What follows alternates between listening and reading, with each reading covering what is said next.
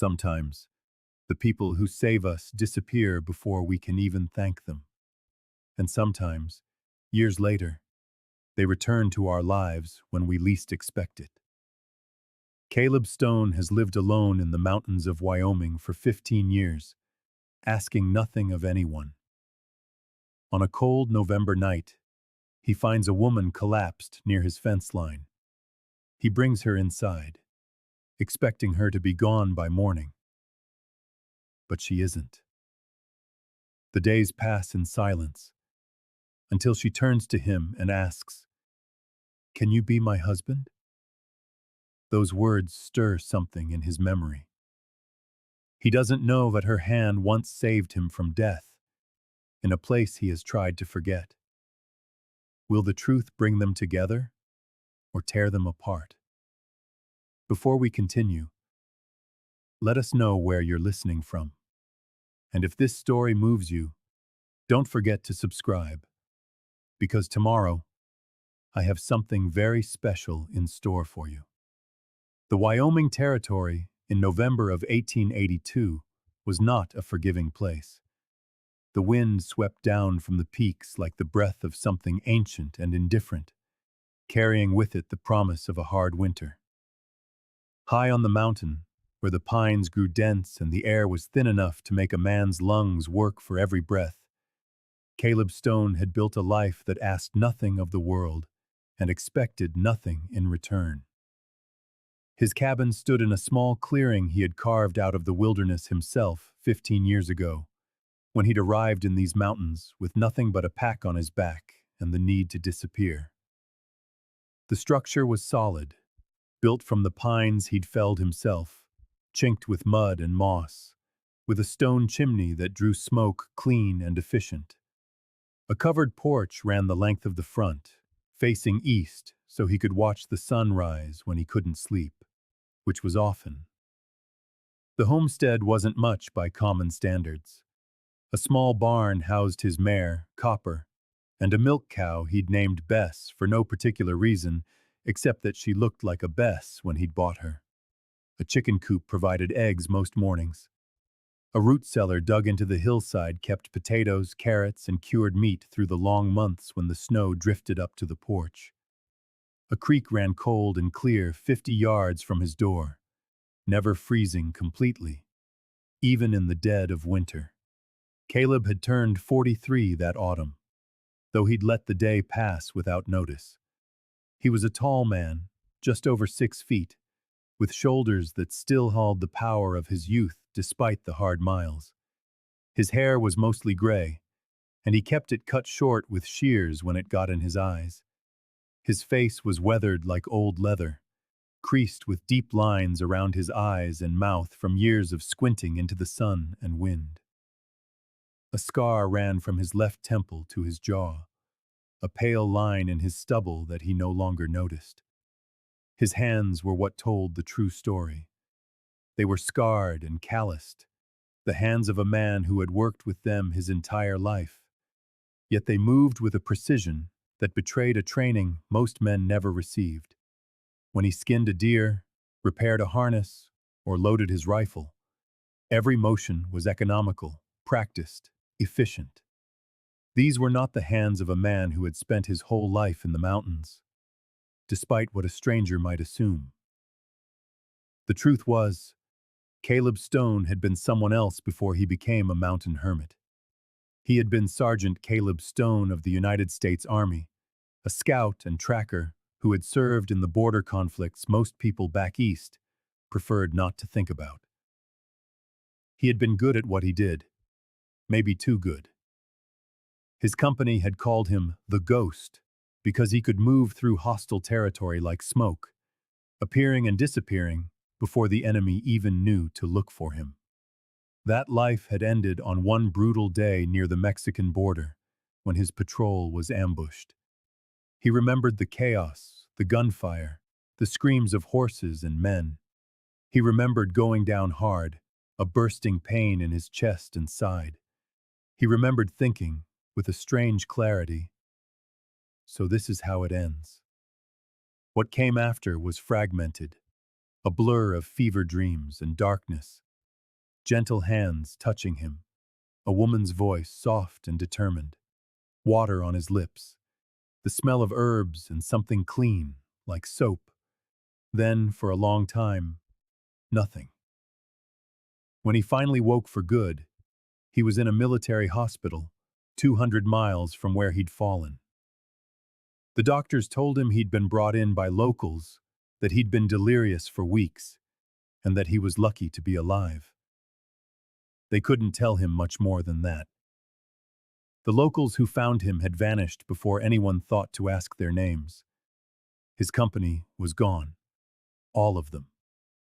He was the sole survivor, and he carried that weight like stones in his pockets. The army offered him an honorable discharge and a pension. He took them both and headed north, looking for a place the past couldn't follow. He found this mountain, this clearing, this silence. 15 years had passed Chansudasin. 15 years of solitude, broken only by monthly trips to Redemption Ridge, the small town that lay in the valley below. He would go for supplies, spend as little time as possible on conversation, and be back on the mountain before anyone could ask too many questions. The townspeople had learned to accept him as one of those peculiar mountain men who preferred the company of trees to people. Some found him unfriendly. Others thought him strange. A few, like Sheriff Tom Brennan, knew just enough about his past to understand that some men needed distance from the world to keep their sanity. Tom had served in the same conflict, though in a different unit. They'd crossed paths a few times, shared a campfire or two. When Tom pinned on the sheriff's badge in Redemption Ridge, he'd made a point of letting Caleb know he had a friend in town, should he ever need one. Caleb had thanked him, though he'd never taken Tom up on the offer. Martha Race, who ran the general store, was another friendly face. She was a widow in her 60s, sharp as a tack and gentle as a Sunday morning. She never pried, never pushed, but she always had his order ready when he came to town, and sometimes she'd slip an extra tin of coffee or a newspaper into his saddlebag when she thought he wasn't looking. These small connections were enough for Caleb. He didn't need more. He had learned to find peace in routine, in the rhythm of the seasons, in the work of keeping himself alive and the homestead running. His days followed a pattern that rarely varied. He was up before dawn, building up the fire, making coffee strong enough to peel paint, feeding the animals, milking the cow, collecting the eggs. He spent the morning doing whatever needed doing, splitting wood, mending a fence, checking his trap lines, hunting if the larder was low. The afternoon was for maintenance, for the 100 small tasks that kept a man alive in the high country. The evening was for a simple meal, for sitting on the porch if the weather allowed, watching the light bleed out of the sky. He read by lamplight most nights. He had a small collection of books he'd read and reread until he knew whole passages by heart. Homer, Virgil, some Shakespeare, a few novels. The words kept his mind sharp, kept him tethered to something larger than mere survival. He did not consider himself lonely. Loneliness implied wanting something he didn't have. He had made his choice and he lived with it. But on that cold November evening, as he rode back from checking his traps along the North Ridge, everything changed. The sun was sinking fast behind the peaks, painting the sky in shades of bruised orange and purple. The temperature was dropping with it, promising a hard frost by morning. Caleb was thinking of dinner, of the venison stew simmering on the hearth, of maybe reading another chapter of the Odyssey before turning in. That's when he saw her. At first he thought it was a bundle of cloth snagged on his fence, but as Copper drew closer, he realized it was a person. A woman lay crumpled on the ground, one hand still clutching the top rail, as if she'd been trying to pull herself over when her strength finally gave out. Caleb swung down from his horse before he was even aware of making the decision. His hand went instinctively to the pistol at his hip, but he didn't draw it. The woman wasn't moving, and there was no one else in sight. He knelt beside her, his knees protesting after a long day in the saddle. She was face down in the dirt, dark hair fanned across her shoulders, her dress torn and muddy. He reached out a careful hand and touched her shoulder. She was warm, alive then. He turned her over gently and caught his breath. She was younger than he'd expected, maybe 30, with a face that would have been striking if it weren't pale with exhaustion and smudged with dirt. Her eyes were closed. Her breathing was shallow but steady. No obvious wounds he could see, but her hands were scraped raw and her dress was ripped in several places. "Ma'am," he said, his voice low. "Can you hear me?" Her eyelids fluttered but didn't open. Her lips moved, forming words he couldn't hear. Caleb made a decision. He couldn't leave her here. Whether she was running from something or just lost, she wouldn't survive the night in this cold. He would take her inside, make sure she wasn't dying, and figure out the rest later. He scooped her up carefully, surprised at how light she was, and lifted her into his arms. She made a small sound, but didn't wake. He whistled for Copper, who followed him back toward the cabin, needing no lead. The fire had burned down low while he was gone. He kicked the door open, carried the woman inside, and laid her carefully on his bed, the only bed in the cabin. He'd sleep on the floor or in the chair if he had to.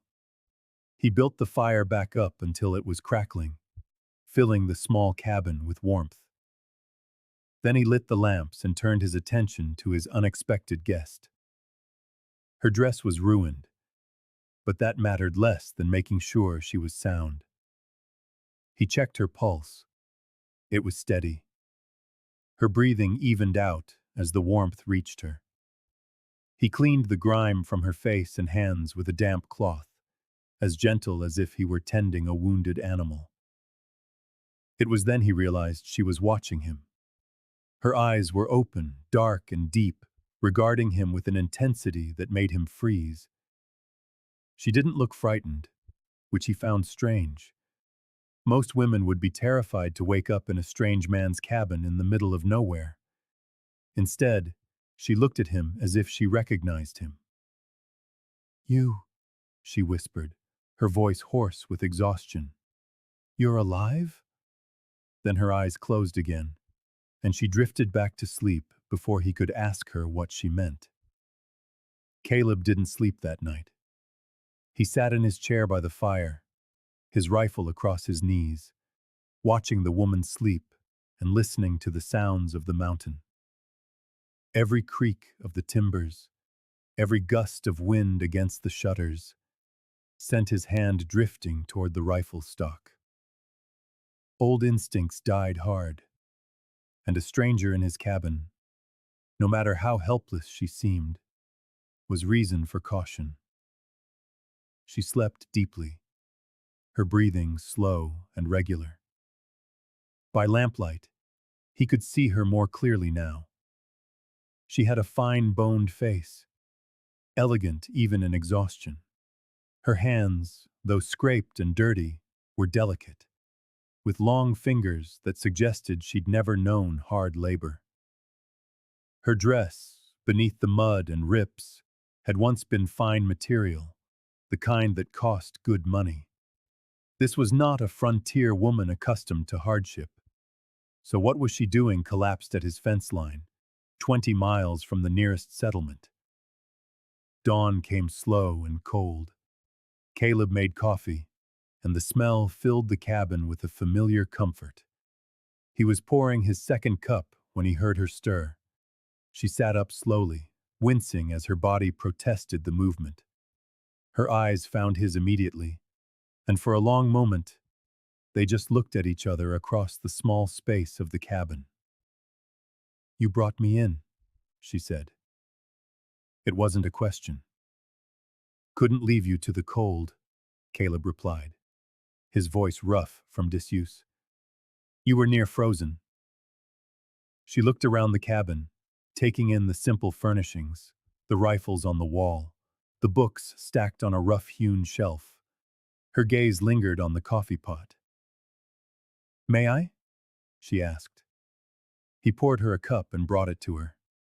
She cradled the mug in her hands as if it were something precious, breathing in the steam before taking a careful sip. She closed her eyes, and something in her expression relaxed. "Thank you," she said softly. "You have a name?" Caleb asked, returning to his chair. "Elena," she said, after a moment's hesitation. "Elena Vasquez." "I'm Caleb Stone. This is my land." "I know," she said. Then she seemed to catch herself. "I mean, I figured. There isn't another homestead for miles." He let it slide for now. "What were you doing out there, Elena Vasquez?" "It's a long walk from anywhere." Her hands tightened on her mug.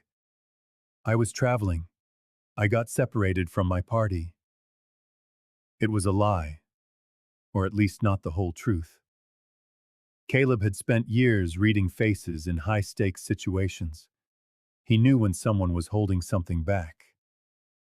But he didn't press. Not yet. "Where were you headed?" "North," she said. "Just north." Running from something or to something. Her eyes met his, and he saw the fear there, carefully controlled, but real. "Does it matter?" "It might," he said, as if answering her unspoken question. "If what you're running from decides to follow you, I'd like to know what I'm dealing with." She was silent for a long time, staring into her coffee. When she spoke again, her voice was little more than a whisper. "Bad men," she said. "Men who won't stop looking until they find me." "What did you do?" "I saw something I shouldn't have." She looked up at him. "And I took something to protect myself. Proof, insurance, I thought. But it only made things worse." Caleb considered this. "Is the law involved?" "The law won't help," she said with a bitter smile. "The man who's looking for me has the law in his pocket. He owns everything and everyone in 3 counties. You have a plan? Keep moving. Get far enough away that he stops looking." She set her mug down. "I'll leave in the morning. I won't bring trouble to your door." "You're in no condition to travel," Caleb said. And it was true. She was exhausted. She probably hadn't eaten properly in days, and from the way she moved, she had injuries beyond the scrapes on her hands. "You can stay until you're stronger. A few days, maybe." Suspicion flickered across her face. "Why would you do that?"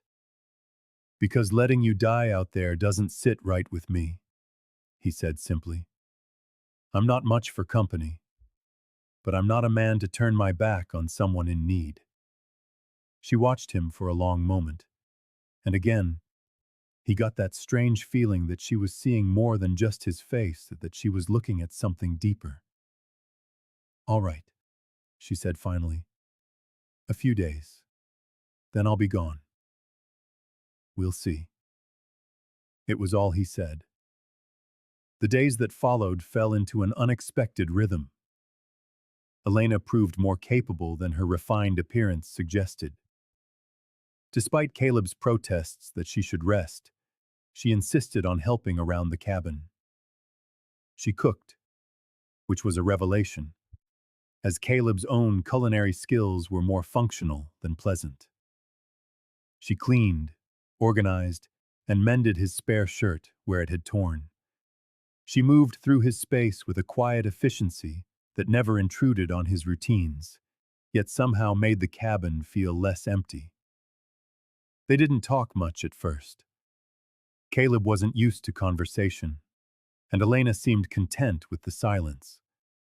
But slowly, as it happens with people forced into close quarters, they began to share small pieces of themselves. She told him she had been a nurse in Santa Fe, working in a hospital there. She had left after some trouble she didn't specify, heading north for a new start. She was educated, that much was clear. She spoke Spanish and English with equal fluency. Once he caught her reading one of his Latin books, her lips moving silently over the words. He told her about the mountain, about building the cabin, about the rhythm of life in the high country. He didn't talk about the war, and she didn't ask, though sometimes he would catch her watching him with an expression he couldn't quite decipher. On the third evening, after a simple supper of venison and beans, they sat by the fire as the wind howled outside. Elena had been quiet all day, and Caleb sensed she was building up to something.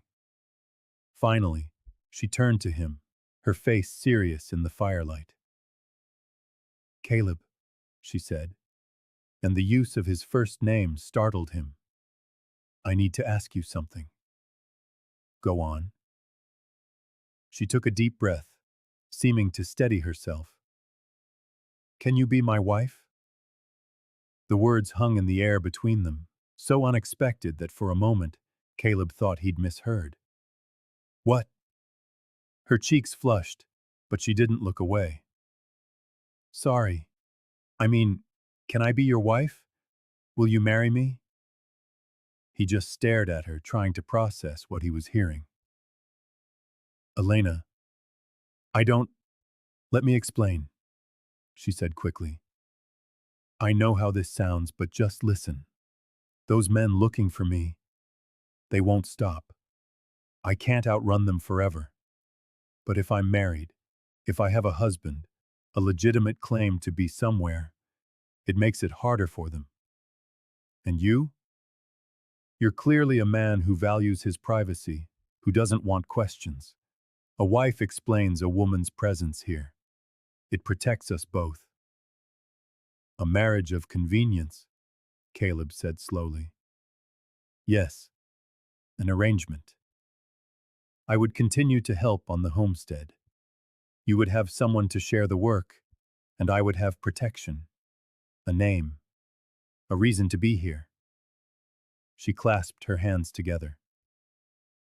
"I know I'm asking a great deal, but I have nowhere else to go, and you are the first person in a very long time who has shown me kindness without wanting something in return." Caleb stood, needing to move, to think. He walked to the window and stared out into the blackness. A marriage. A wife.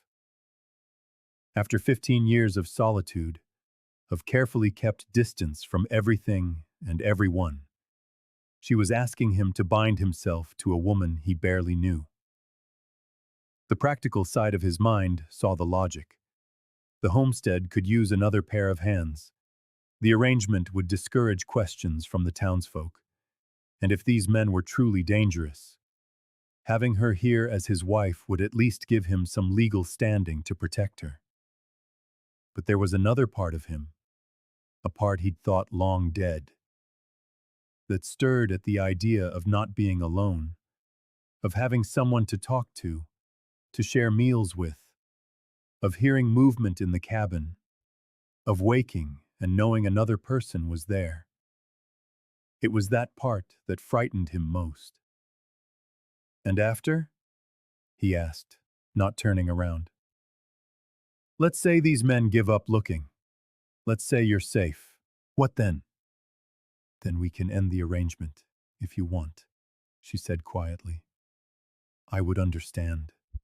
I'm not proposing a real marriage, just a practical solution to a problem." He turned to face her. She sat ramrod straight in her chair, hands folded in her lap, her expression carefully neutral. but he could see the tension in her shoulders, the hope she was trying so hard not to show. "I need to think about it," he said. "Of course." She stood. "I'll leave you to it." She retreated to the sleeping area he'd sectioned off for her with a hanging blanket, leaving him alone with the fire and his thoughts. Caleb sat back down, his mind racing. Every instinct he had honed over 15 years of solitude screamed at him to say no, to send her on her way as soon as she was strong enough, to return to his ordered, quiet life. But something else pulled at him, something he couldn't quite name. Maybe it was the loneliness he never admitted to feeling. Maybe it was the way she looked at him sometimes, as if she saw past the scars and the silence to something worth knowing. Or maybe it was just that for the first time in a very long time, his cabin felt like more than just a place to exist. He thought on it through the night, weighing risks and benefits, examining his own motivations with the same careful attention he'd once used to read enemy territory. By dawn, he had made his decision. Elena was already awake when he emerged, making coffee as if she'd done it 100 times before. She looked up at him, her expression a careful mix of caution and hope. "I'll do it," Caleb said, without preamble. "But we need to be clear on the terms. This is an arrangement, like you said. Separate sleeping quarters, no expectations beyond what we've agreed. And if either one of us wants out, we talk about it honestly. No deception." The relief that flooded her face was so intense it was almost painful to watch. "Yes, of course. Whatever terms you want. We'll need to go to town, make it legal. Sheriff Brennan can witness." "When?" "As soon as you're fit to travel. Maybe tomorrow, if the weather holds." She nodded, then crossed the room and held out her hand. "Thank you, Caleb. You won't regret this." He took her hand, meaning only to shake it, but he found himself holding it a moment longer than necessary. Her skin was warm, her grip firm, and something in her touch felt familiar in a way he couldn't place, like an echo of something long forgotten. That night, as Caleb did a final check of the perimeter before turning in, he saw something that made his blood run cold. There, in the soft earth near the southern edge of his property, were fresh horse tracks, laid down within the last few hours. Several riders, moving slowly, as if searching for something, or someone. He scuffed out the tracks as best he could and returned to the cabin, his hand resting on the butt of his pistol. Whatever was coming soon. And now, whether he liked it or not, he was committed to standing between Elena and whoever was hunting her. Inside, he spotted a small silver locket on the table where Elena had been sitting. She must have taken it off while he was out. He picked it up, meaning to return it to her, but the clasp was loose and it fell open in his hand. Inside was a faded photograph of a young woman, Elena, perhaps 10 years younger, and something else. A small, folded piece of cloth, stained with what looked like dried blood. He snapped the locket shut and put it back, a chill running through him that had nothing to do with the cold wind outside. Who was this woman, really? And why did he feel like he was standing on the edge of something he couldn't see, something that would change everything once he understood? He had no answers, only questions, and the growing certainty that his quiet life was about to become considerably more complicated. The morning brought a sky the color of old steel and a bite in the air that promised snow before the end of the week. Caleb woke before dawn, as always, but this time there was the soft sound of another person breathing in the cabin, and it made him pause in the darkness, listening. It was strange how quickly the mind adapted to another presence, even after so many years alone. He rose silently and stirred the fire to life, then went out to check on the animals. The tracks he'd seen last night were gone, scoured by the wind and his own efforts. But the knowledge of them sat like a stone in his gut. Someone had been watching his property. Someone was searching. When he came back inside, Elena was awake, dressed in the spare clothes he'd managed to pull together for her from his own things, and an old shirt that had belonged to his father. They were far too big, but she had cinched them with a belt and rolled the sleeves, and somehow managed to look dignified, even in those. "I saw you checking the perimeter," she said quietly. "Did you find something last night?" He nodded. There was no point in lying. Tracks. Several riders, probably 3 or 4. They didn't come close to the cabin, but they were looking. Her face paled slightly, but she didn't panic. "How long do you think we have?" "Hard to say. Maybe they move on. Maybe they come back with more men. Either way, I need to know what we're up against." He poured coffee and handed her a mug. "And I need to let the sheriff know. Tom Brennan's a good man.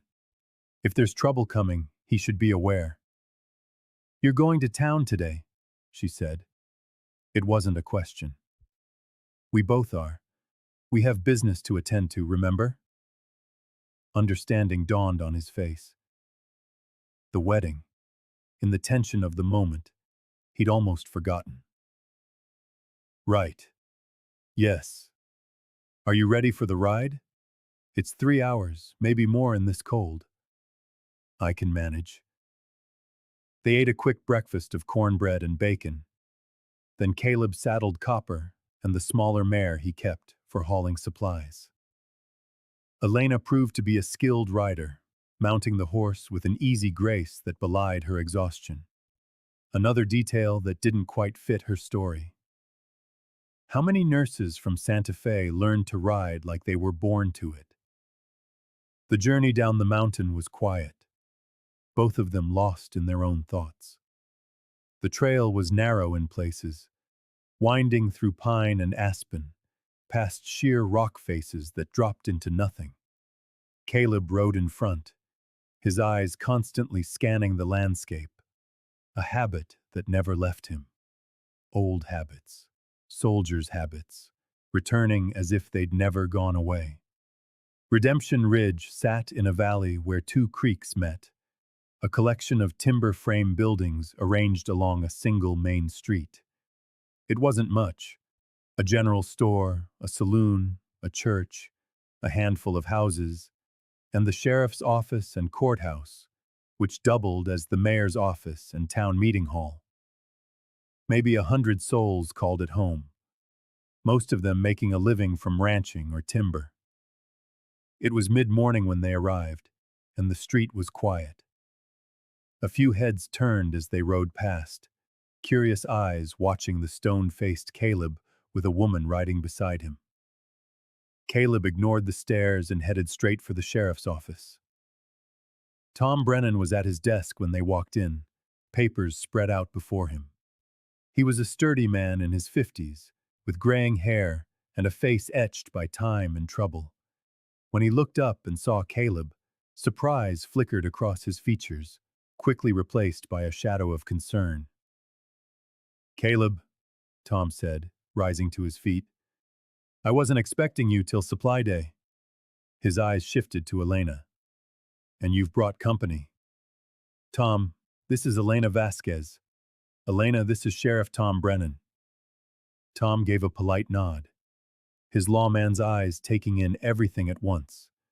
The borrowed clothes, the guarded posture, the deep weariness in her expression. "Ma'am," Elena said, her voice quiet. "We need to talk," Caleb said. "In private would be best." Tom gestured to the chairs in front of his desk. "Sit. I'll put on some coffee." Once they were settled with warm mugs in their hands, Caleb got straight to the point. Elena was in trouble. There were men looking for her. They were likely dangerous. He was going to marry her, offer her his protection, but he wanted Tom to be aware of the situation, in case things turned violent. Tom listened without interruption, his expression growing more grim with every detail. When Caleb finished, the sheriff turned to Elena. "These men who are after you, ma'am, what exactly did you witness?" Elena hesitated, then seemed to make a decision. "A murder. I saw a man kill another in cold blood, and I took documents that prove he's been robbing his business partners, running illegal operations across the border. The man's name is Ditton Cross." Tom's expression darkened. "Cross? I know the name. He owns property over in New Mexico, has connections all the way up to the territorial governor." "That's why I ran," Elena said. "No local law would touch him. He's too powerful, too many men on his payroll. And these documents you took, you still have them?" "Hidden, in a safe place." Tom rubbed his chin, his mind working. "You understand, a murder in New Mexico, even if you could prove it, isn't my jurisdiction. But if Cross sends men into my county looking to cause trouble, that's a different story." He looked at Caleb. "You sure about this? Taking all this on?" "The marriage won't necessarily protect her, not if Cross is determined enough." "It's a start," Caleb said, "and it'll give me the legal right to defend her." Tom nodded slowly. "All right then. Let's make it official. Judge Morrison is over at the courthouse. I'll be your witness." He looked at Elena with something akin to sympathy. "Ma'am, do you understand what you're asking of this man? Caleb's lived quiet on that mountain for a long time. This could bring a world of trouble to his doorstep." "I know," Elena said softly. "And if there were another way, I would take it. But there isn't." "Fair enough," Tom said, standing. "Let's get you married." The ceremony was brief and businesslike, conducted in the courthouse by Judge Morrison, an elderly man with kind eyes who asked no questions beyond what was legally required. Tom and a woman named Martha Hayes, fetched from the general store, served as witnesses. Martha had brought a small, pressed bouquet of late-season wildflowers, which she placed in Elena's hands with a warm smile. "Every bride ought to have flowers," she said firmly. The words were simple, the vows standard.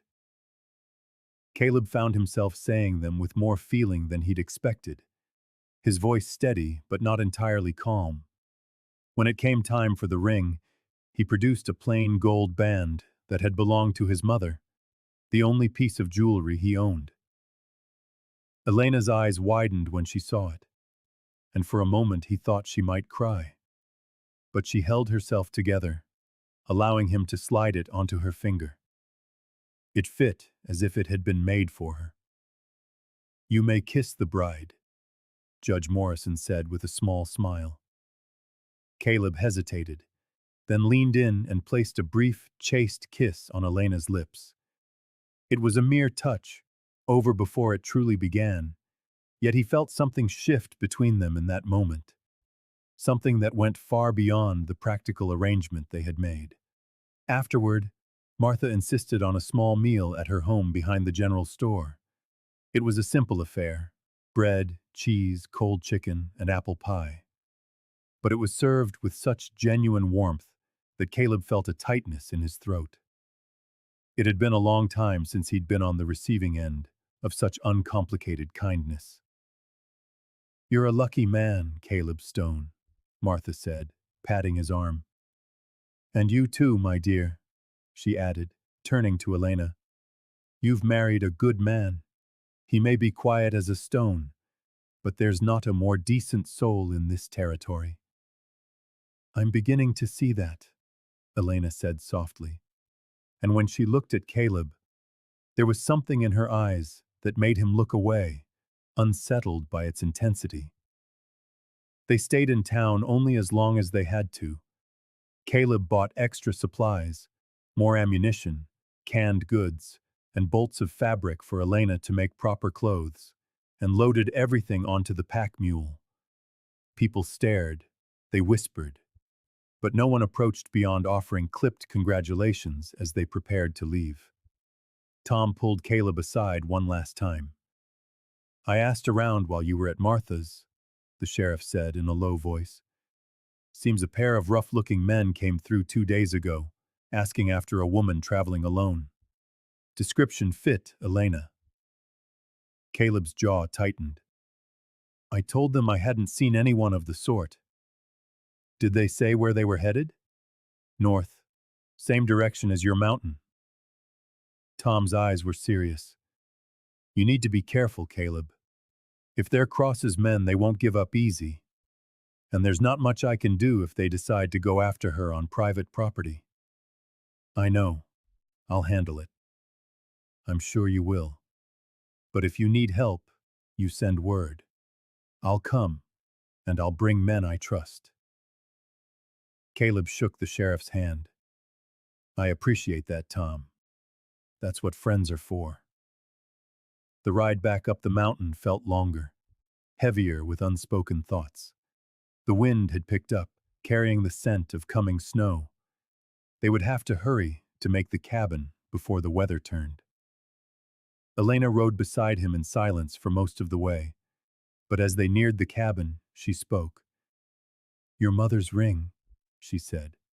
"You didn't have to give me something so precious." "She would have wanted it worn," Caleb said. "No sense in it sitting in a box." He paused.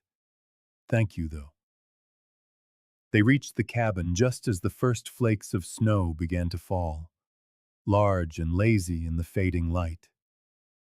Caleb saw to the horses while Elena carried the provisions inside. By the time he joined her, she had the fire blazing and coffee on to boil, and the small cabin was already growing warm. That night, they sat by the fire, and for the first time since she'd arrived, the silence between them felt comfortable rather than cautious. They were married now, bound by law if not by love. It changed things, in ways Caleb was still trying to understand. "What was she like?" Elena asked suddenly. "Your mother?" Caleb considered the question. He didn't speak of his family often, but something about the night, the strange intimacy of their situation, loosened his tongue. "Strong," he said at last. "She had to be. My father died when I was young, and she raised my brother and me on her own, on a small homestead in Missouri. Never complained, never showed a moment's weakness. Just did what had to be done." He paused. "She taught me that strength isn't about never being afraid. It's about doing what's right, even when you are." "She sounds like a remarkable woman." "She was." He looked at Elena. "What about your family?" Her expression flickered. "My father was a doctor in Mexico City. My mother was from a good family. They died when I was 16. Yellow fever. After that, I lived with an aunt in Santa Fe. She helped me train as a nurse. I have no siblings. A younger brother. He died in the same outbreak." Her voice was carefully neutral, but Caleb heard the pain beneath it. "I'm all that's left." They sat like that for a while. Two people alone in the world, thrown together by circumstance and necessity. Outside, the snow fell harder, blanketing the mountain in white, erasing the tracks of anyone who might be watching. The snow continued through the night and into the next day, transforming the mountain into a landscape of pure, white silence. Caleb woke to find Elena already up, standing by the window, watching the snow fall with an expression he couldn't quite decipher.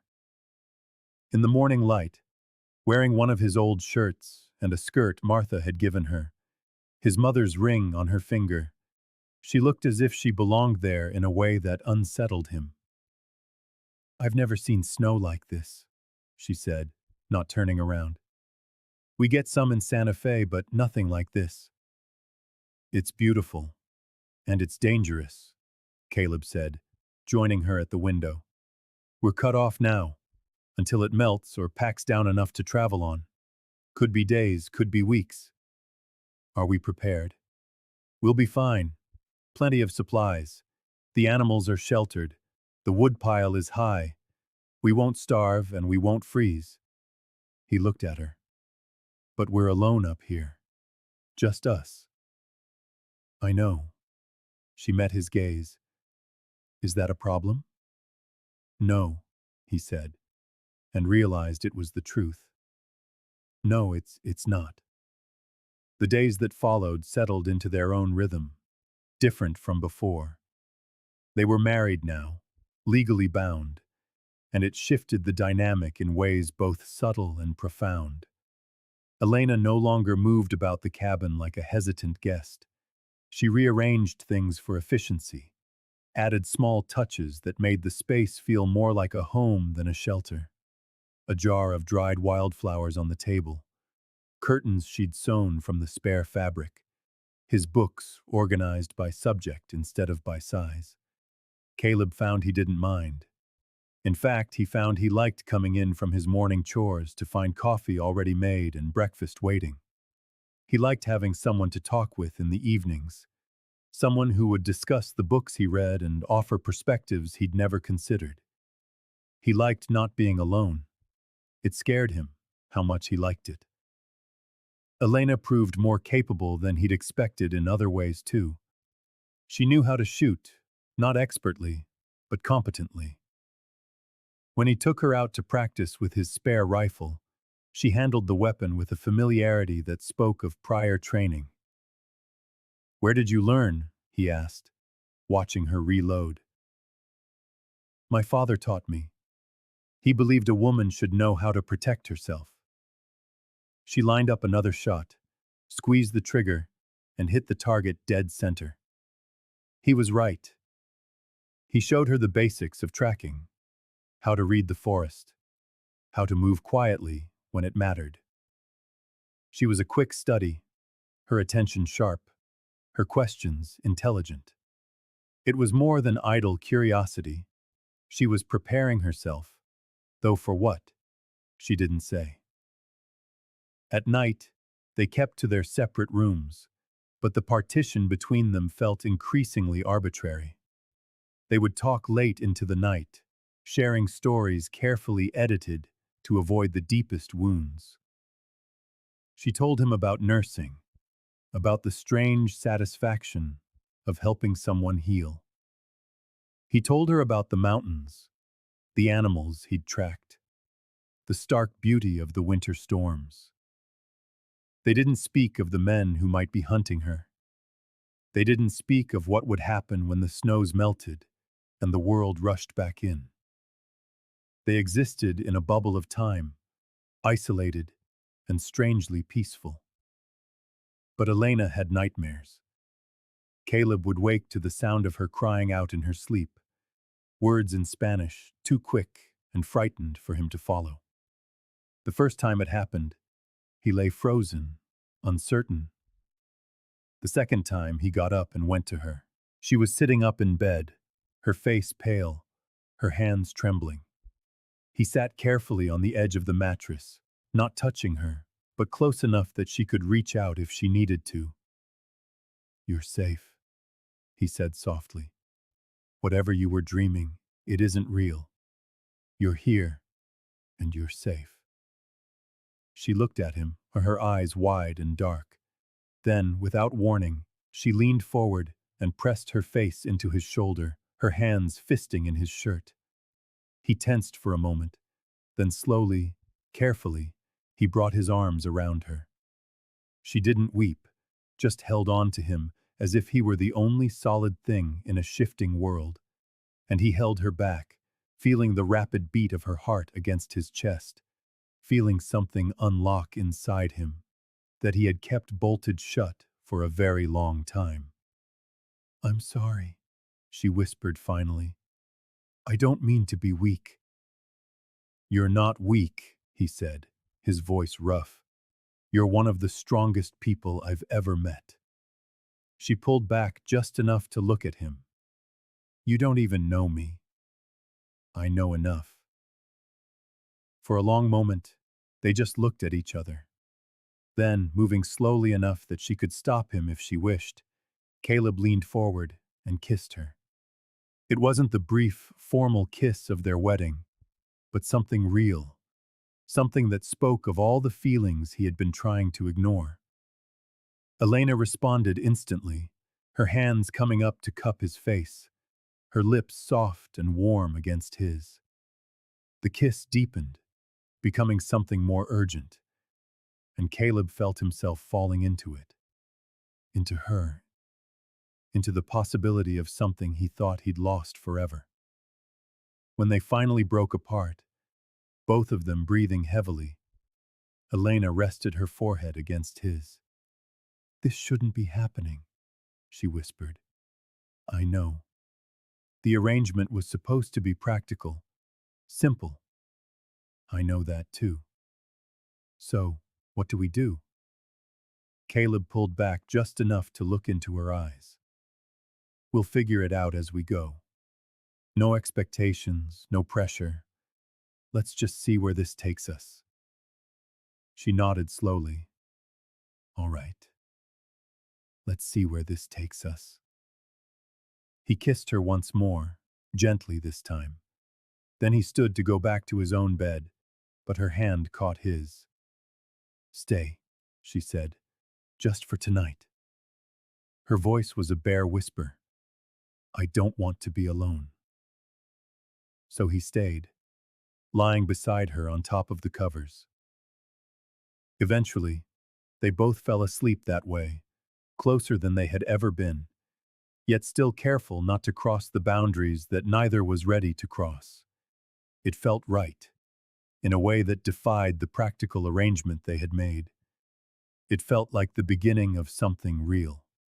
The following morning brought a different kind of clarity. Caleb was checking the snares he'd set near the cabin when he found them. Fresh tracks in the snow. Boot prints. Several sets, coming from the south and circling the property at a distance. Someone had been watching them during the night. His blood ran cold. The snow was supposed to have protected them, to have made travel difficult enough to keep pursuers at bay. But someone had come anyway, and they had been careful. Professionals, maybe military or experienced trackers. He followed the prints for a quarter of a mile before they vanished into a rocky area where the snow couldn't stick. Whoever they were, they knew what they were doing. When he returned to the cabin, Elena took one look at his face and knew. "They're here," she said. It wasn't a question. They were here. Last night, while we were sleeping. They didn't approach the cabin, just watched. How many? At least 4. Maybe more. It's hard to tell with the snow. Elena sank into a chair, her face pale. "I have to leave. I should go before they come back with more men." "You're not going anywhere," Caleb said, his voice firm. "We're married. You're under my protection. That means something. It means you could die trying to protect me from men who won't stop until they get what they want." "Maybe. But I've been in worse scrapes." She looked at him, her eyes fierce. "You don't understand what Cross is capable of. He's ruthless. He doesn't care about the law or about innocent people. If he sent men here, they have orders to bring me back at any cost. And if you get in the way—" Caleb knelt in front of her chair, taking her hands in his. "Listen to me, Elena. I'm not some helpless homesteader. I know how to fight. I know how to survive. And I know how to make this mountain work for us, not against us. If Cross's men want to fight, they'll get one. But they won't get you." Her eyes filled with tears. "Why? Why would you risk everything for someone you barely know? Because you saved my life once?" A voice whispered in the back of his mind, though he didn't know where the thought came from. "Because looking at you is like remembering something important I had forgotten." But what he said was simpler. "Because it's the right thing to do, and because—" He hesitated, then went on. "Because you're not just an arrangement anymore. You're my wife, and I protect what's mine." A single tear traced a path down her cheek. "Caleb, we'll get through this," he said. "Together. I promise." She nodded, not quite believing, but wanting to. And he pulled her close, holding her as she finally let herself weep. While outside the snow fell, and somewhere on the mountain, dangerous men planned their next move.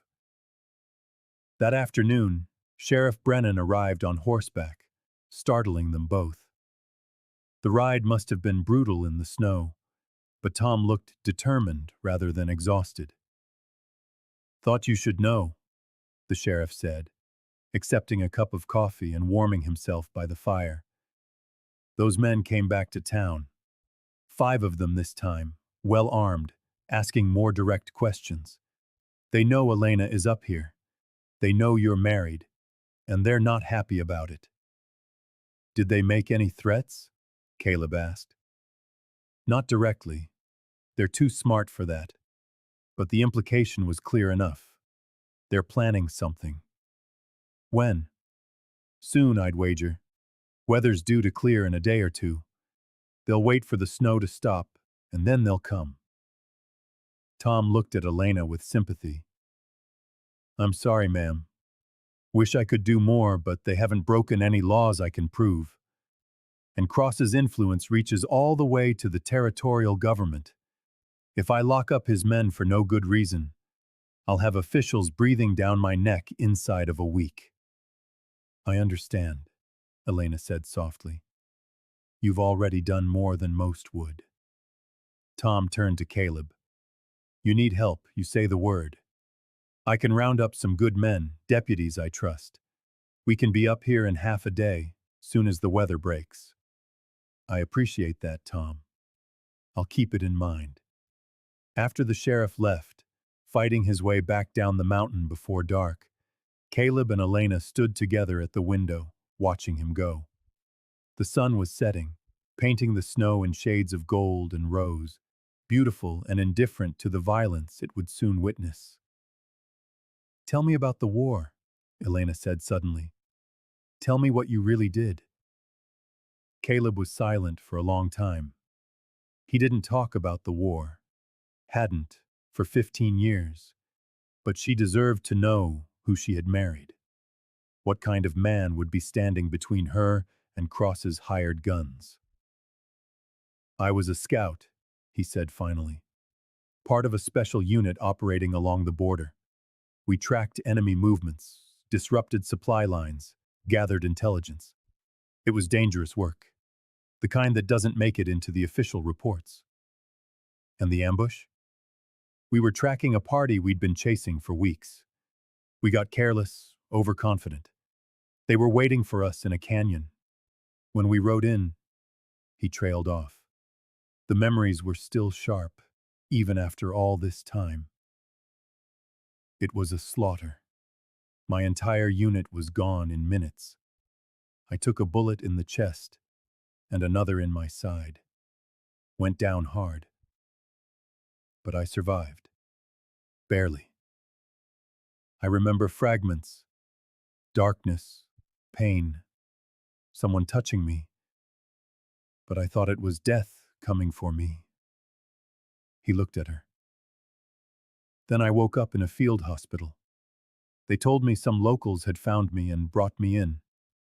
I never knew who, never got the chance to thank them.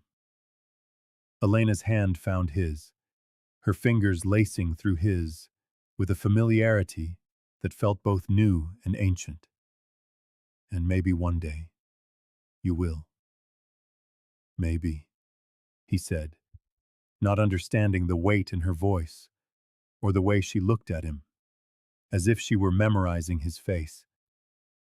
That night, they slept in the same bed, not out of passion, but out of a need for closeness, for comfort in the face of the encroaching danger. Caleb held Elena against him, her head on his chest, listening to the rhythm of her breathing, and thought how strange it was that just a month ago he had been alone, content in his solitude, asking nothing of the world. Now he had a wife. Now he had something to lose, and he would fight with everything he had not to lose her. Winter deepened its hold on the mountain as January arrived, and with it came a strange period of waiting. The snows had stopped, but the cold remained biting, and the world seemed suspended between what had been and what was to come. Caleb used the time to prepare, to turn his homestead into something that could be defended. He reinforced the shutters on the cabin and added extra bars to the door. He stockpiled ammunition and staged firearms strategically around the property. He mapped out sight lines and defensive positions, his old military training returning as naturally as breathing. Elena watched him work with a mixture of gratitude and guilt, knowing that every precaution he took was because of her. But they also lived. That was the strange part. In the quiet moments between the preparation and the worry, they built something that looked remarkably like a real marriage. They cooked together, Elena teaching him recipes she'd learned from her mother, while he showed her how to properly dress wild game. They read together in the evenings, sometimes aloud, taking turns with passages from Homer or Shakespeare.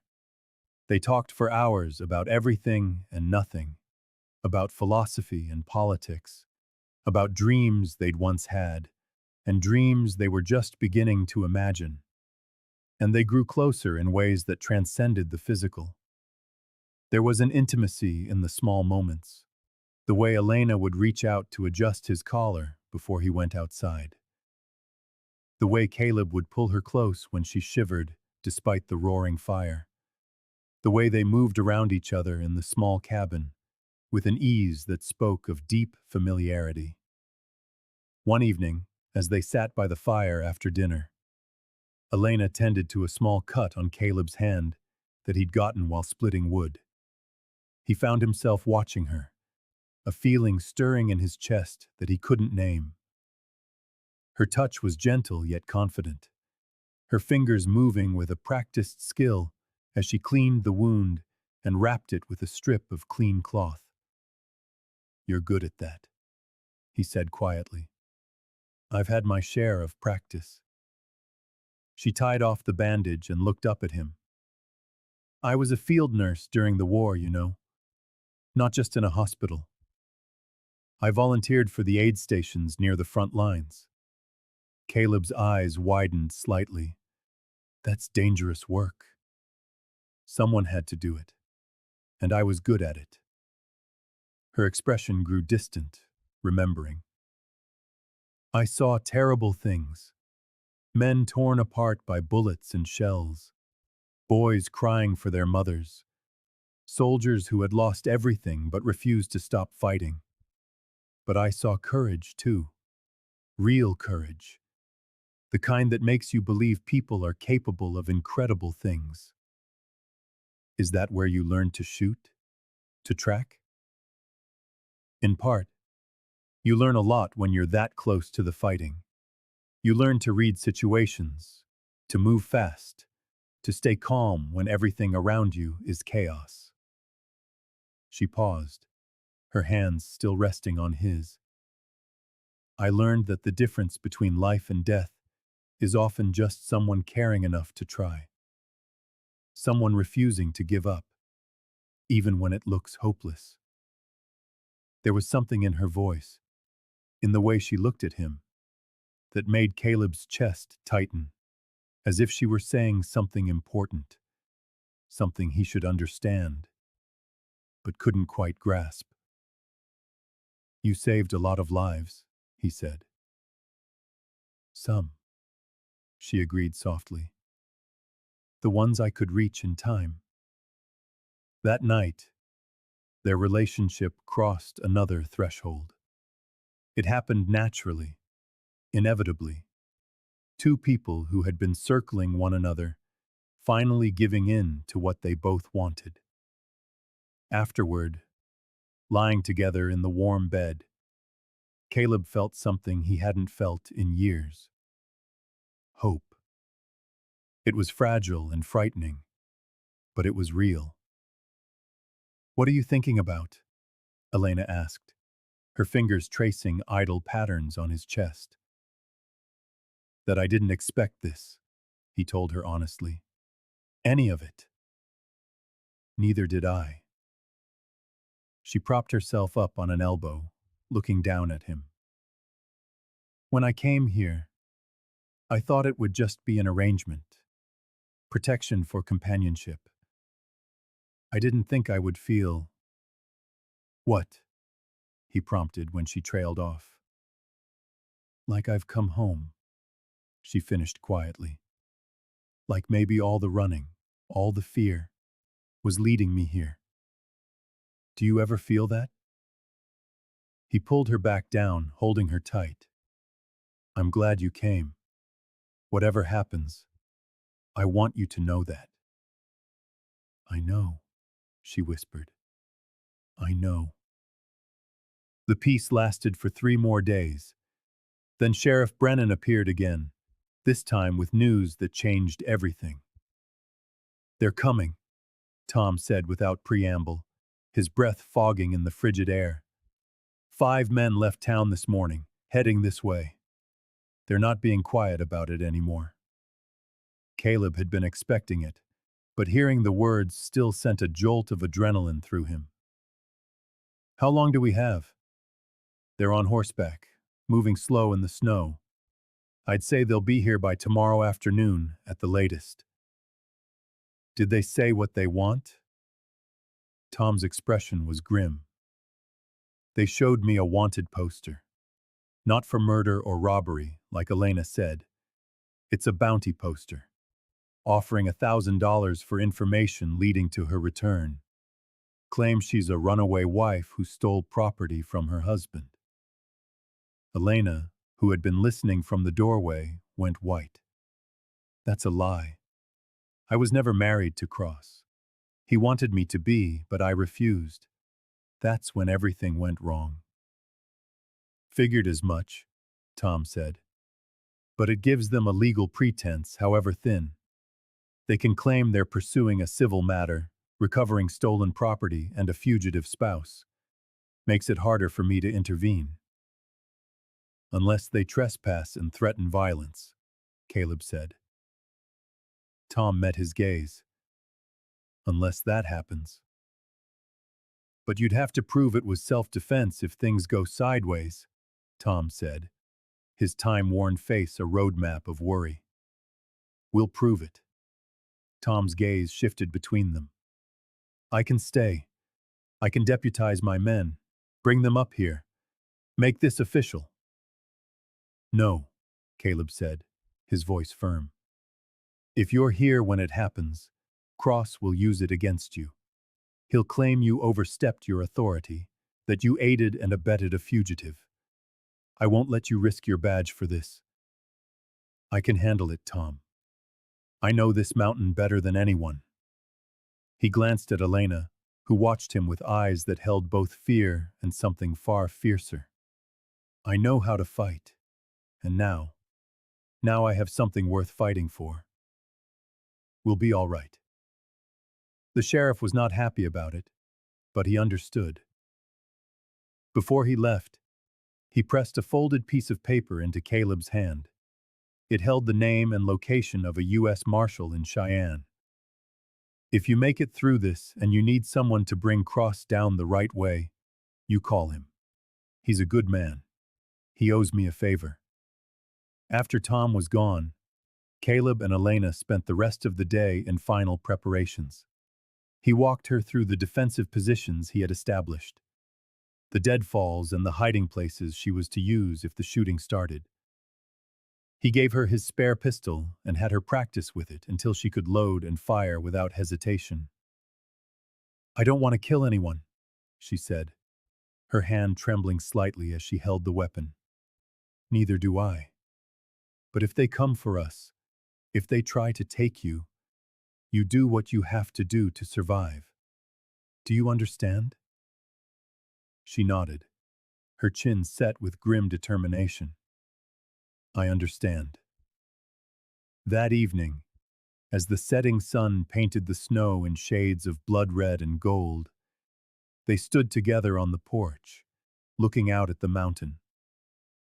It was beautiful and severe, indifferent to the struggles of men. Caleb had come here to hide from the world, to live in solitude. Now, he was preparing to make his stand, to fight for something he never expected to find. A reason to stay. "Tell me something," Elena said softly. "After this is over, if we make it, what do you want? What does your future look like?" Caleb considered it, surprised to find he actually had an answer. "This," he said, gesturing to the cabin, the mountain. "But not alone. I want to wake up every morning and know you're here. I want to build something that lasts. Something good." He hesitated, then pushed forward. "Maybe even a family someday, if that's something you would want." Tears welled in her eyes. "I would like that more than anything." He kissed her then, a gentle, profound kiss that tried to say all the things he hadn't yet learned how to speak. When they parted, she rested her head on his chest, and he held her as the last light bled from the sky. "There's something I need to tell you," she said suddenly, her voice muffled against his shirt. "Something important. Before tomorrow. Before everything." "Tell me," he said, feeling the weight of whatever she was carrying.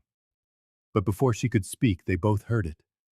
The distant, muffled sound of horses moving through the trees, several of them approaching from the south. Cross's men.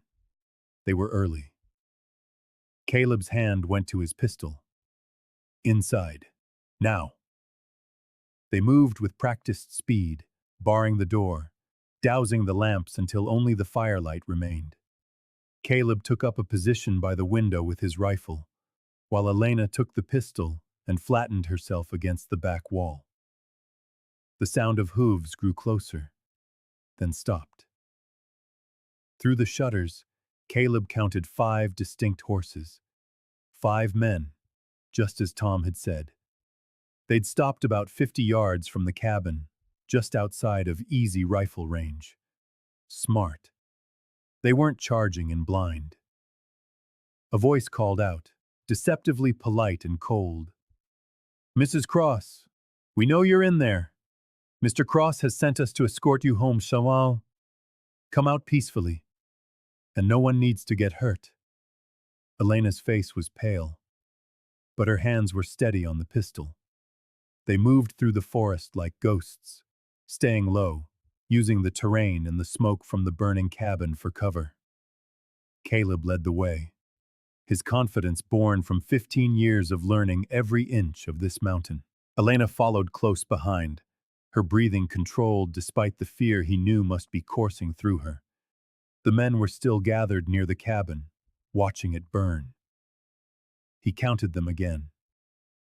All 5 were visible, which meant no one was circling around. They thought it was over. That was their first mistake. Caleb and Elena reached a rocky outcropping that gave them both height and cover. From there, they could see the whole scene. The blazing cabin, the 5 men, their horses tied to trees in the background. The wind carried the smoke away from them but toward the men, making them cough and rub their eyes. "We can't take them head on," Caleb said in a low voice. "But we don't have to. We'll pick them apart, one by one. Make them afraid of what they can't see. I've done this before." He studied the men, identifying the leader, the younger one who did most of the talking. He would be dangerous, the one keeping the others organized. But there was an older man hanging back from the group, looking nervous, uncomfortable. He was the weak link. Caleb waited. Patience was a weapon as powerful as any rifle. After 20 minutes, the older man broke from the group and walked into the woods, likely to relieve himself. Caleb signaled for Elena to stay put and shadowed him, as silent as the smoke. The man never knew he was there. One moment he was alone among the trees. The next, Caleb's arm was around his throat, cutting off his air and his voice. The man struggled briefly, then went limp, not dead, just unconscious. Caleb dragged him deeper into the forest and bound him with leather strips he'd grabbed from the cabin. When the man's eyes fluttered open, Caleb's knife was at his throat. "You make a sound, and it'll be your last," Caleb whispered. "Nod if you understand." The man nodded frantically, his eyes wide with terror. "Good. Now we're going to have a talk. Who hired you?" "Dalton Cross," the man choked out, as Caleb eased the blade back a fraction. "He's in New Mexico. Paid us $1,000 apiece to bring the woman back." "Alive or dead?" "Alive if possible. Dead if necessary." The man swallowed hard. "But he wants the papers she took. That's what he's really after." "What happens if you bring her back?" "She disappears. Cross has ways of making people disappear." "And anyone who helped her?" The man's eyes pleaded. "Look, mister, I'm just hired help. This ain't personal. You let me go and I'll ride out of here. I won't come back, I swear. I didn't sign up to die on some frozen mountain. The money's not worth it." Caleb considered him. The man was terrified, genuinely so. He wasn't a hardened killer, just someone who'd made a bad choice for money. "I'll give you one chance," Caleb said finally. "Your friends will think you're dead or you ran. You stay quiet for the next day, and when this is over you can walk away. You try to warn them or come after us, and I'll put a bullet in your skull. Understood?" "Perfectly. Thank you. Thank you." Caleb gagged him and made his way back to Elena's position. 4 men left. The odds were better. When he rejoined her, the remaining 4 were picking through the smoldering remains of the cabin, clearly looking for bodies. They weren't finding any, and confusion was setting in. "Where's Mitchell?" one of them yelled. "Probably taking his time in the woods," another answered. "You know how he is." But the young leader wasn't satisfied. He was scanning the tree line, his hand on his pistol. "Something's wrong. The bodies should be in there, and Mitchell's been gone too long." "Maybe they got away," a third man said nervously. "Then we find them." The leader started giving orders, splitting his men up for a search. "Reynolds, you check north. Carter, you take the south. I'll go west. Stay within sight of each other. If you find them, fire 2 shots." They were spreading out. It played into Caleb's hands, but it also meant Elena was in greater danger. He couldn't protect her and hunt them at the same time. "Give me the documents," he said quietly. "What? Why?" "Because if they get past me and find you, I want you to be able to bargain for your life." Tell them you'll trade the papers for your freedom. It might buy you time. And if they kill me anyway, I'll make damn sure Cross never sees those papers and that he pays for what he did. Caleb met her eyes. But it won't come to that. I won't let it. Elena opened a false bottom in her satchel and removed an oilskin packet. She handed it to him, and he tucked it inside his coat. Stay here, he said. Stay hidden. No matter what you hear, you don't move until I come back for you. He gave her a hard, swift kiss. Trust me. Then he was gone, melting back into the forest he knew so well. The man named Reynolds was moving north, away from the others, rifle ready, but moving with an uncertain gait, an easy target. Caleb let him pass, then stepped out behind him, dropped the rifle. Reynolds spun, his hand going for his sidearm. A mistake. The butt of Caleb's rifle caught him on the temple, and he went down like a felled tree. Another one neutralized. 3 left. But the leader had heard the scuffle. 2 shots rang out. Not a signal that they'd found Elena, but a call to regroup. The remaining men were converging. Caleb moved to intercept, but as he rounded a boulder, he came face to face with Carter. They both froze, rifles leveled, fingers on the triggers. Well, Carter said calmly, this is a situation. That it is, Caleb agreed. You're the mountain man, the one who took Cross's woman. She's not his woman, she's my wife. That's a matter of perspective. Carter was older than the others, maybe 50, with a gray-streaked beard and a scarred face. A veteran. I got no personal stake in this. Just here for the money. But I can't let you just walk away. Then we have a problem. They stood there. 2 men who had seen combat, both knowing that whoever moved first would likely die. The stalemate stretched. Then Elena screamed. Caleb's focus wavered for a fraction of a second, but it was enough. Carter's rifle moved, and Caleb threw himself sideways as the shot cracked the air. He hit the ground hard, his own rifle flying from his grasp. Carter advanced, working the lever action for another round. Caleb rolled, his hand finding his pistol, drawing and firing in one fluid motion.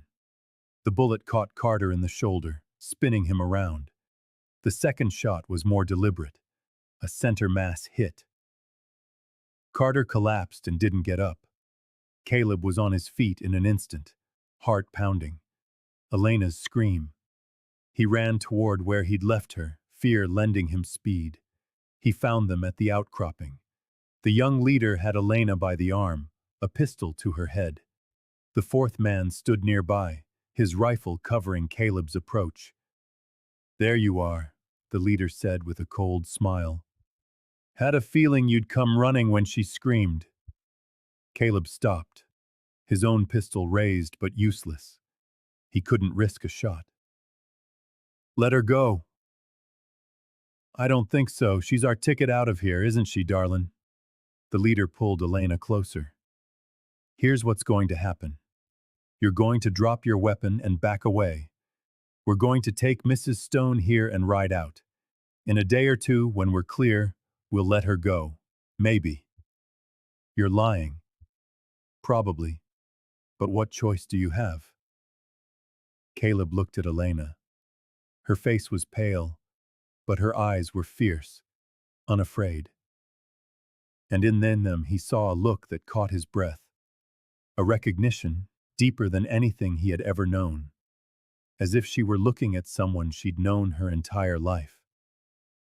I'm sorry, she said, her voice soft but clear. I should have told you before. I should have told you that 8 years ago, near the Mexican border, I found a dying soldier after an ambush. I hid him in an abandoned mission and nursed him back from the brink of death. For 2 weeks, I fought for his life while he burned with fever and cried out names in his sleep. His call sign was Phantom. That soldier. Caleb, that was you. The words hit him like a physical blow. The memories rushed back, fragmented pieces that suddenly snapped into place. The gentle hands, a woman's voice, the feeling of safety despite the pain. It had been her. All this time it had been her. You, he whispered. I followed you over the years, Elena continued, tears now streaming down her face. I wanted to tell you, she began, her voice faltering. I wanted to thank you for surviving, but I was afraid. Afraid you would feel indebted to me. And then, when I needed help, when I was on the run, I came here. I came because I knew you were a good man, because I saw you fight for your life with everything you had. I came here because, her voice broke, because I fell in love with you 8 years ago when I pulled you from the brink of death, and I never stopped. The leader let out a harsh laugh. How touching. A reunion. A shame it has to end with you both dead. But something had shifted in Caleb. The truth had unlocked something inside him, giving him a clarity he hadn't possessed moments before. This woman had saved his life. She had loved him before she even knew him. She had risked everything to come to him when she was in trouble. He was not going to let her die. You want to know why they used to call me the ghost? Caleb said, his voice low. The leader's smile wavered. What? Because I was already dead before I ever came for you. And then Caleb moved. The motion was born of desperation and training, the kind of calculated risk that could only come from a man with nothing left to lose. Caleb threw himself low, firing as he fell. The bullet struck the fourth man in the chest before he could adjust his aim. The leader's reflexes were fast, but he made the critical error of trying to shoot Caleb instead of using Elena as a shield. With surprising force, Elena drove her elbow back into his ribs. She had been a field nurse. She knew anatomy, and she broke his hold. Caleb's second shot went wide as the leader dived for cover, but it bought Elena the time she needed to scramble to safety. She rolled behind a fallen log just as the leader returned fire, bullets splintering bark and chipping stone all around them. For a moment, there was silence. Caleb was pinned behind a boulder, Elena behind the log, and the leader somewhere in the rocks above them, with good cover and the high ground. A stalemate. Except the leader had to know by now that his entire team was gone. He was alone on a mountain against a man who knew every inch of the terrain and had every reason to hunt him down. You're good, the leader shouted. Better than I expected. Cross said you were just some washed-up hermit. His intel was clearly wrong. Caleb didn't answer. He just watched, and he waited. The man was trying to draw him out, to pinpoint his location by his voice. You're bleeding, the leader continued. I can see it from here. That fall must have opened something up. How long until you pass out from blood loss? Caleb glanced down. The leader was right. His side was wet with blood. The old war wound had torn open during the fall. He could feel the spreading warmth, the weakness that came with blood loss beginning to creep into his limbs. He had minutes, maybe an hour, if he was lucky, before his body gave out. But an hour could be a lifetime in a fight. Your name? Caleb called out. I should know the name of the man I'm about to kill. A pause, then a chuckle. Marcus Webb. And I'm not the one who's going to die today, old man. We'll see, Marcus Webb. Caleb met Elena's gaze across the distance. She was pale but resolute, pistol held ready. He made a series of quick hand signals, ones he'd used in the war.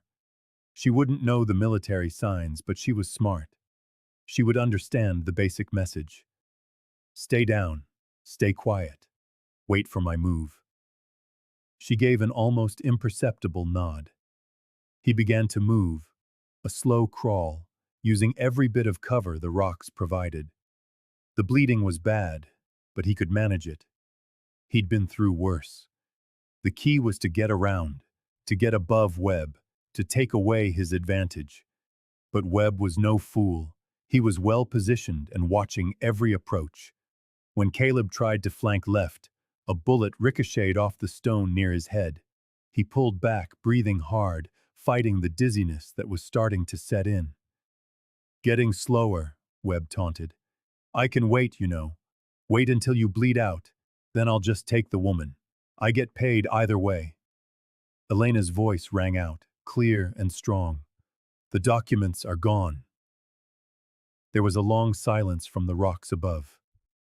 Webb has them, she continued, her voice echoing slightly. You kill Caleb, they burn with him. Cross gets nothing. And I'll take them off his corpse. Good luck finding it. This mountain has 1,000 places to hide a body. You could search for years. Silence, as Webb processed this. Elena had just changed the entire equation. Now Webb needed Caleb alive, at least long enough to get the documents. It bought them time, but it also made things more complicated. Clever woman, Webb finally said, but it doesn't change anything. Stone can't run forever, not in his condition. He needs a doctor. So here's my counteroffer. Stone comes out, he hands over the documents, and I let you both live. I walk away, tell Cross the papers were destroyed in the fire, and everyone goes home happy. Except Cross will just send more men, Caleb called out. Maybe, but that's a problem for another day. Today you get to keep breathing. Caleb looked at Elena again. She shook her head, a firm, sharp movement. No deal. She would rather die than let Cross get away with his crimes. And looking at her face, at the resolve there, Caleb realized she wasn't just running from a dangerous man. She was fighting for something bigger, for justice, for the truth, for all the people Cross had hurt, and would hurt if he wasn't stopped. She had saved his life once. Now it was his turn to save hers, and maybe in doing so save countless others. He checked his ammunition. 3 rounds left in the pistol. The rifle was somewhere back where he'd dropped it. 3 bullets against a well-positioned opponent who knew he was wounded and weakening. They weren't good odds, but he'd survived worse. The memory came back in a flood, triggered by Elena's revelation. The ambush, the bullets tearing through him, lying in the dirt, drowning in his own blood, certain he was dead. Then gentle but strong hands dragging him to safety. A mission. Its cool stones against his feverish skin. The face of a woman, young and determined, telling him he wasn't allowed to die. He remembered her voice singing softly in Spanish, gentle songs that kept him tethered to life when he wanted to let go. He remembered her hands changing his dressings, the sting of the herbs she used to fight the infection. He remembered glimpses of her face through the fever, worried and fierce. And he remembered the moment the fever broke, when he opened his eyes properly for the first time and saw her clearly. She was crying, tears of relief streaming down her face as she whispered, "You're going to live. Thank God. You're going to live." Then he had slipped back into sleep. When he woke again, much later, he was in a hospital, and she was gone. He had asked about her, but no one knew anything. The locals who had brought him in had vanished. He thought perhaps he had imagined her, a fever dream born of desperation. But she had been real. Elena was real, and she had loved him even then. This stranger she fought death to save, The weight of that gift, that sacrifice settled over him. She gave him his life. Now he would give her hers back. Webb, Caleb called out. I'm coming out. But first, I want your word. Elena goes free. Whatever happens to me, she walks away from here. Elena's voice was sharp with panic. Caleb, no. My word means nothing, Webb replied, a hint of amusement in his tone. But I'll tell you this. I have no interest in killing anyone I don't have to. I'm not cross. I'm just a man doing a job. Stone hands over the documents and surrenders. I've got no reason to hurt the woman. It wasn't much of a guarantee, but it was something.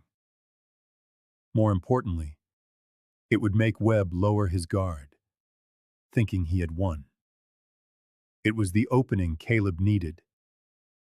All right, Caleb shouted. I'm standing up. Don't shoot. Slowly, with his left hand raised and his right pressed against his bleeding side, Caleb got to his feet. The world swayed, but he forced himself to stay upright.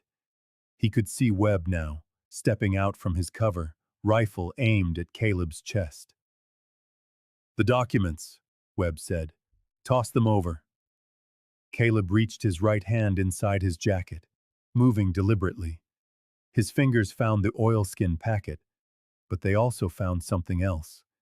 The small derringer he kept tucked in an inner pocket, a weapon of last resort. Only 2 shots, but at close range it would do the job. Don't try anything stupid, Webb warned, his eyes narrowing.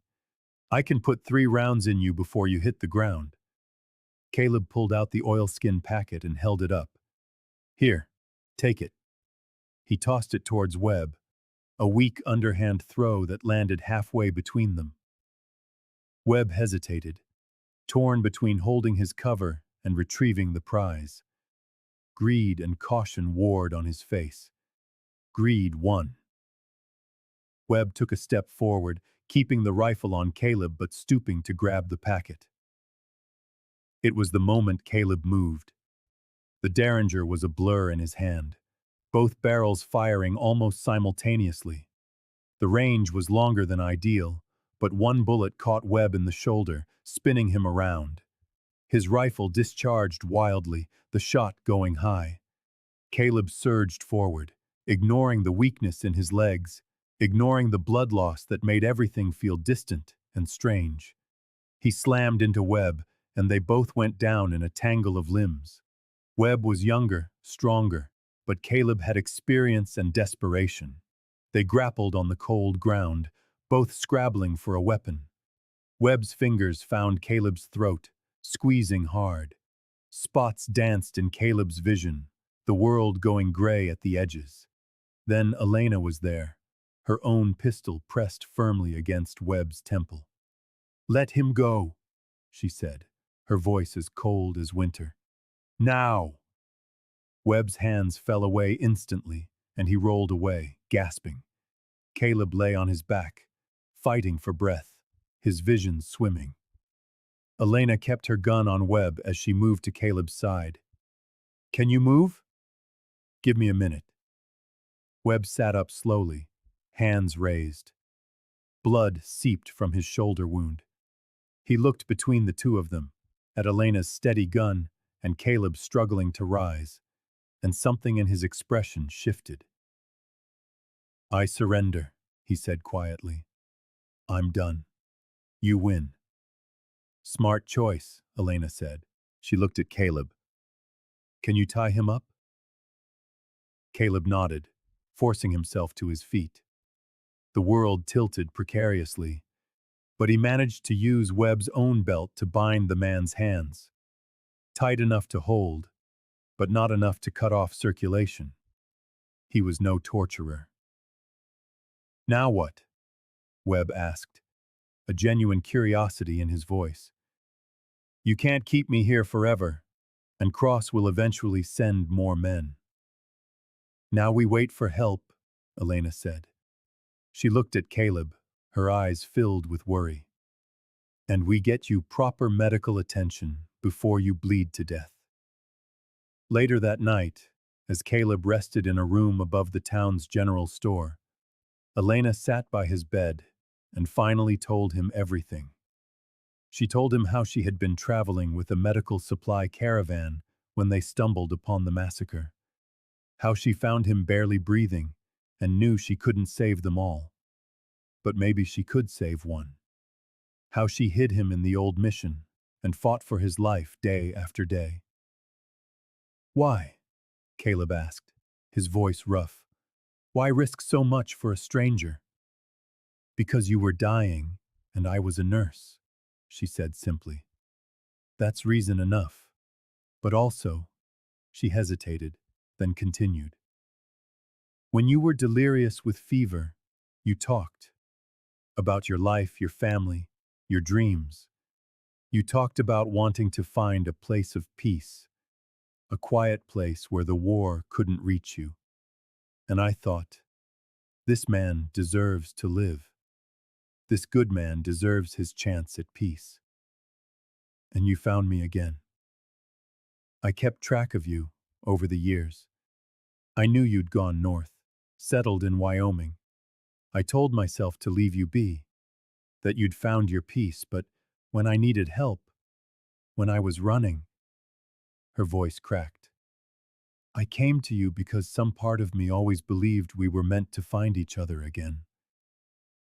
Caleb pulled her down to lie beside him on the narrow bed, ignoring the protest from his stitched side.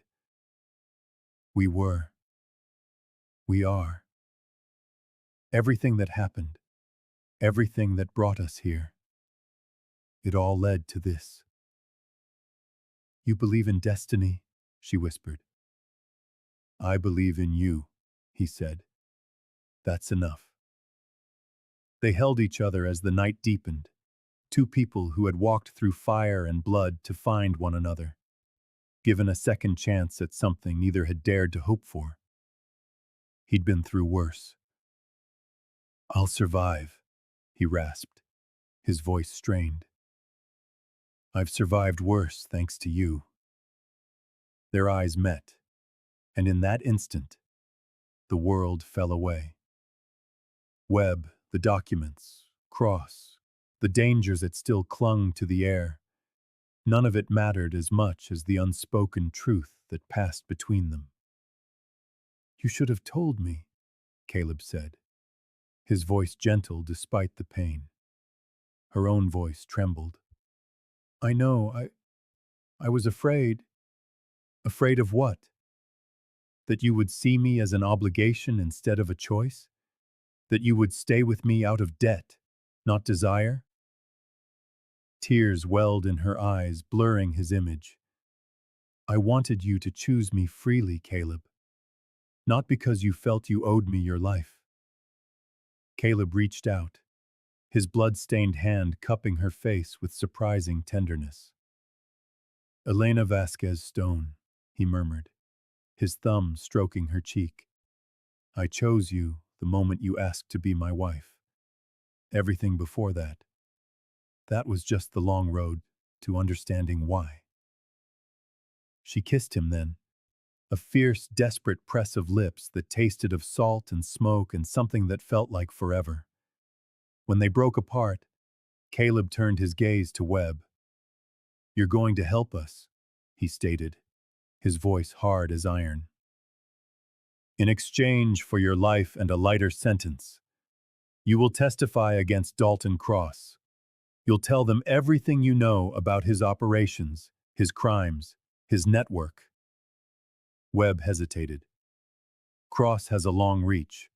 He could have me killed in prison." "Maybe," Caleb conceded. "Or maybe the federal government protects the man who helps them bring down a traitor. The choice is yours. Take your chances with Cross, or take your chances with us." Webb was silent for a long moment, the calculation clear in his eyes. Finally, he gave a slow, deliberate nod. "All right, I'll talk. But I want it in writing. Immunity and protection." We'll get you in front of a U.S. Marshal, Elena said, her voice steady. Sheriff Brennan knows one, a good man who can't be bought. As the sun began to set, painting the snow in shades of gold and crimson, they started back down the mountain. Caleb was weakening, leaning more heavily on Elena with every step. Webb walked ahead of them, his hands bound, his rifle gone, his posture one of utter defeat. They found the man Caleb had tied up earlier, still gagged and terrified, but alive. They released him with the same offer: testify or face charges. He agreed immediately. The cabin was gone, burned to its very foundations, but Caleb found he didn't mourn it as much as he'd expected. It had been a hideout, a refuge from the world, but he no longer needed to hide. He had something worth being in the world for. It was fully dark by the time they reached Redemption Ridge, Caleb barely conscious. Tom Brennan took one look at them, at Elena supporting Caleb, at the two bound prisoners shuffling ahead, and immediately called for the doctor and began organizing aid. Martha Hayes appeared with blankets and hot coffee, fussing over them like a worried hen. "What happened up there?" Tom asked quietly. "A reckoning," Elena said simply, "and a revelation." The doctor, a wiry man named Carson, cleaned and stitched Caleb's wound while Elena stood by, offering professional advice that the doctor accepted with gratitude. It turned out her nursing skills were every bit as good as she claimed. "You'll live," Carson said finally, "but you need rest. Real rest, not some mountain man's idea of it. Weeks of it." "We'll see that he gets it," Elena promised. As soon as Caleb was bandaged and settled, Tom pulled them aside. "What do you need from me?" Caleb handed him the oilskin-wrapped bundle of documents. "Contact that U.S. Marshal you mentioned. This proves Dalton Cross is guilty of treason, murder, and a dozen other crimes. The two men we brought in will testify in exchange for a deal. It's time to bring Cross down." Tom let out a low whistle as he scanned the papers. This is big. Federal level big. The train ride to Denver took 3 days. A new experience for them both. Elena had never been so far north, and Caleb hadn't been in a city since he left the army. They held hands for most of the journey, finding a quiet comfort in each other's presence as they headed toward the confrontation they had long been preparing for. When they arrived, Marshal Halloran met them at the station, a look of grim satisfaction on his face. "Cross's lawyers are trying every trick in the book," he told them. "But with your testimony and the witnesses we have, he's finished." The trial was held in a federal courthouse, an imposing building of stone and marble that spoke to the power and reach of the government. Elena's hand was tight in Caleb's as they walked inside. "You can do this," he said softly. "Just tell the truth. It's all they need." The courtroom was packed. Cross sat at the defense table, flanked by 3 expensive lawyers in suits that cost more than most men made in a year. He was a handsome man in his 40s, well-groomed and confident, looking more like a prosperous businessman than a traitor and a murderer. When his eyes met Elena's, something dark flickered across his face, but it was quickly masked. The prosecution laid out its case methodically. The documents Elena had stolen, authenticated by experts. Webb's testimony about being hired to retrieve them and silence her permanently. Corroboration from the other man, Mitchell. Medical records showing men treated for injuries consistent with Cross's illegal operations. Then, it was Elena's turn. She walked to the witness stand with her head held high, took the oath, and began her story. She spoke clearly, without drama, simply laying out the facts. how she was coerced into providing medical care for Cross's men, how she witnessed him kill a business partner who discovered his treasonous activities, and how she realized she had to gather proof or become another one of his victims. Cross's lawyers tried to rattle her, suggesting she was a scorned woman seeking revenge, that she had been Cross's lover and had stolen from him out of spite. But Elena remained calm, meeting each accusation with dignity and facts. "I was never his lover," she said firmly, her voice ringing with conviction. "I was his prisoner, forced to tend to his wounded under threat of death, and when I discovered the full extent of his crimes against this country, I knew I had a moral obligation to act." When asked about the documents, she explained in detail what they contained, how they proved Cross was selling military intelligence to hostile forces across the border, information that directly resulted in American casualties. "How many soldiers died because of the information he sold?" the prosecutor asked. "Based on the documents and what I overheard," she said, her voice laced with sorrow. "At least 30 confirmed deaths, possibly more. He was providing information on patrol routes, supply lines, troop movements. He might as well have been pulling the trigger himself." A murmur swept through the courtroom. Even Cross's lawyers looked uneasy. Then Caleb was called to the stand. He explained who he was, his military background, and how Elena had sought his help. He described the assault on his property, Cross's men trying to kill them to retrieve the documents. "And you believe," the prosecutor asked, "that Mr. Cross's intention was to silence your wife permanently?" "I know it was. His men said as much before we subdued them. Mrs. Stone wasn't just a witness to his crimes. She had the proof that could destroy him. He wanted her dead." Cross's lead attorney, a silver-haired man with a voice as smooth as honey, rose for the cross-examination. "Mr. Stone, is it not true that you are a recluse? That you have lived isolated from society for 15 years? That you have no expertise in business or legal matters? How can you be so certain of Mr. Cross's intentions?" "Because I spent 20 years in military intelligence," Caleb said calmly. "I know what it feels like when someone wants you dead, and I know the look of treason when I see it. I saw the documents. I've read the intelligence reports they contained. Men I served with, men I knew, likely died because of the information he sold to the enemy."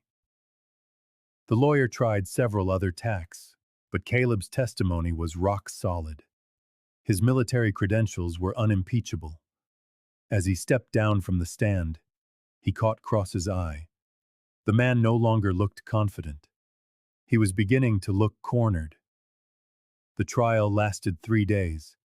In the end, the jury deliberated for less than 2 hours before returning with a verdict. Guilty on all counts: treason, murder, conspiracy. As the judgment was read, the color drained from Cross's face. His empire would crumble. He would be hanged. Leaving the courthouse, Elena leaned against Caleb, trembling with relief. "It's over," she whispered. "It's finally over." "Yes," he said, holding her close. "Now you're safe. We both are." That evening, Marshal Halloran treated them to dinner, a token of his gratitude. "The federal government is deeply appreciative of your service, Mrs. Stone," he said. "There's talk of a substantial reward for your courage." "I don't need a reward," Elena said. "Justice is enough." "Nevertheless, you'll be getting one. And Mr. Stone, there's been some discussion about offering you a consultant position, helping train federal marshals in tracking and wilderness survival, if you're interested." Caleb looked at Elena, who gave him an encouraging nod. "I might be," he said. "Let me think on it." They returned to Redemption Ridge as heroes. Martha threw a celebratory dinner. and it seemed half the town came to hear the details of the trial. But the most important moment came later, when they were alone in their room, held in the quiet darkness. "What do we do now?" Elena whispered. "We can do anything, go anywhere." "I know what I want to do," Caleb said, his voice soft but sure. "I want to rebuild the cabin, make it bigger, better, a real home, and I want to fill it with life, with you, with children, if we're blessed with them, with friends and family, and all the things I thought I'd given up." He paused.